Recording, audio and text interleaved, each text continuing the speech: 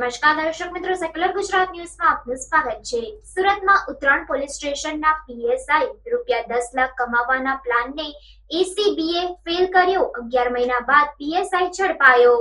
સુરતમાં 11 મહિના પહેલા ઉત્તરાયણ પોલીસ મથકના પીએસઆઈનો એસીબીએ 10 લાખ કમાવાનો પ્લાન નિષ્ફળ બનાવી દીધો હતો।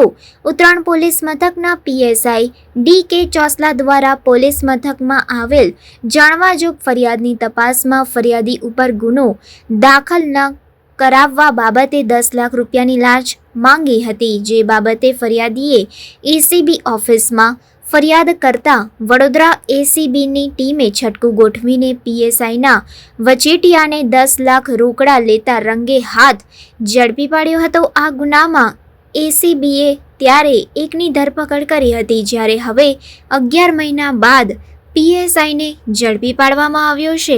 એસીબી પાસેથી મળતી માહિતી મુજબ સુરતના એક જાગૃત નાગરિકે ઉત્તરાયણ પોલીસ મથકના પીએસઆઈ દ્વારા 10 લાખ રૂપિયાની લાંચ માંગી હોવાની ફરિયાદ કરવામાં આવી હતી, જેમાં ફરિયાદ મુજબ ફરિયાદીના મિત્ર વિરુદ્ધ ઉત્તરાયણ પોલીસ સ્ટેશનમાં એક જાણવાજોગ અરજી થઈ હતી, જે અરજીના તપાસના કામે ફરિયાદીને ઉત્તરાયણ પોલીસના પીએસઆઈ ડી.કે. ચોસલા દ્વારા ગત તારીખ 12 સપ્ટેમ્બર 2023ના રોજ પોલીસ સ્ટેશન બોલાવીને દાખલ થયેલ જાણવાજોગ અંગેનું નિવેદન લેવડાવ્યું હતું। અરજીના સામે નિવેદન લીધા બાદ પીએસઆઈ દ્વારા પોતાની પાસે રહેલ એપલ આઈફોન 14 જમા લઈ લીધો હતો। ત્યારબાદ ગઈ તારીખ 19 સપ્ટેમ્બર 2023ના રોજ ફરી પીએસઆઈ ચોસલાએ મળવા ઉત્તરાયણ પોલીસ સ્ટેશન ખાતે બોલાવ્યા હતા, ત્યારે 10 લાખ રૂપિયાની લાંચ માંગી હતી। ફરિયાદીએ એસીબીમાં ફરિયાદ કરતા વધુમાં જણાવ્યું હતું કે ઉત્તરાયણ પોલીસ મથકના પીએસઆઈ ચોસલાએ ગત 21 સપ્ટેમ્બર 2023ના રોજ ફરી બોલાવીને જણાવ્યું હતું કે આ ગુનાની તપાસમાં તેમજ બીજા કોઈ ગુના દાખલ થવામાંથી બચવું હોય તો ₹10 લાખ આપવા પડશે, ત્યારે પીએસઆઈ ડી.કે. ચોસલાને લાંચના નાણાં આપવા ઈચ્છતા ન હોવાથી એસીબીમાં ફરિયાદ કરી હતી। એસીબી ટીમે લાંચ સામે છટકાનું આયોજન કર્યું હતું।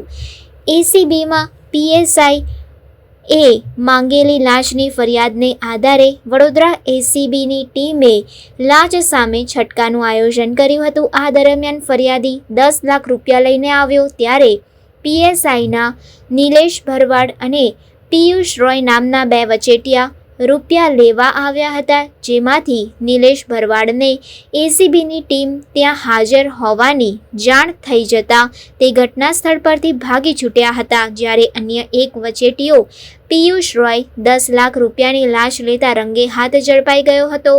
એસીબીના આ છટકામાં તે સમયે પોલીસે પીએસઆઈના એક વચેટિયાને ઝડપી લીધો હતો, જ્યારે ઝડપાયેલ પિયુષ રોય પાસેથી પીએસઆઈ દ્વારા લાંચના 10 લાખ રૂપિયા લેવાનું રેકોર્ડિંગ પણ મળી આવ્યું હતું, જેને આધારે એસીબીની ટીમ ઉત્તરાયણ પોલીસ મથકના પીએસઆઈની પણ ધરપકડ કરવાના ચક્રો ગતિમાન કર્યા હતા। 11 મહિને એસીબીએ પીએસઆઈ ચોસલાને ઝડપી પાડ્યો હતો। Bureau report, secular Gujarat news, Surat.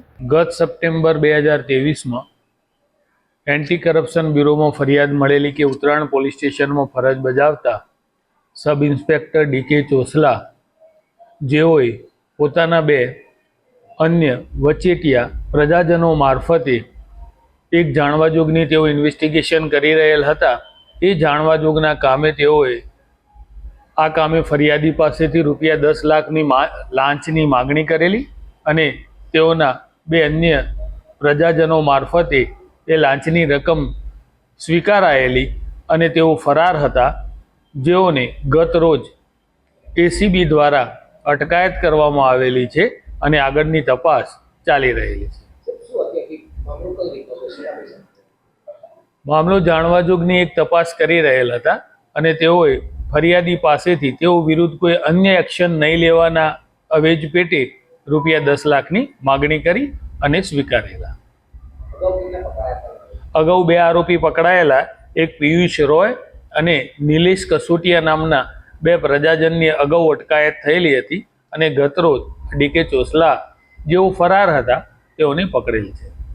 Sir, આપણે જે આરોપી છે એના કેટલા પગાર ધોરણ છે અને હવે કઈ રીતે તપાસ કરાશે? હાલનો એમનો 54,000 રૂપિયા પગાર છે અને આગળ જે પુરાવાઓ મળશે એ પુરાવાઓ આધારિત એસીબીની જે સ્ટાન્ડર્ડ ઓપરેટિંગ પ્રોસિજર છે એ મુજબ આગળ ઇન્વેસ્ટિગેશન કરવામાં આવશે. મિલકત સંબંધી તપાસ કરાશે? હા, એ બી જો કોઈ એવા પુરાવા પડશે તો એ પણ તપાસ થશે. સમાચારોની અવનવી અપડેટ્સ માટે જોતા રહો સેક્યુલર ગુજરાત ન્યૂઝ.